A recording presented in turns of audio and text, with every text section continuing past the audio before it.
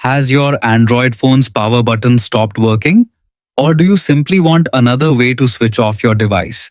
Don't worry, most modern Android phones include a built-in power menu that you can access directly from the quick settings panel. In this guide, I'll show you the easiest method to turn off your Android phone without using the physical power button. Unlock your Android phone and go to the home screen. Then swipe down from the top of the screen once to open the notification panel. Swipe down a second time to fully expand the quick settings menu, where you'll see additional controls and shortcuts. Next, look for the power icon, which usually appears as a small power symbol. Depending on your phone's brand and Android version, you may find it in the top right or bottom right corner of the quick settings panel. If you don't see it immediately, swipe through the quick settings pages or edit the panel to add the power button if your device supports that feature. Once you've found it, tap the power icon.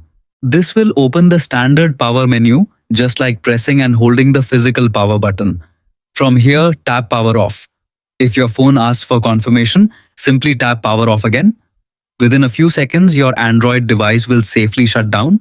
This method works on many Android phones, including Samsung Galaxy and several other brands running recent versions of Android. And there you go. Even if your power button isn't working, you can still turn off your Android phone in just a few taps. I hope this guide made things easier for you. Thanks for watching, and I'll see you in the next video.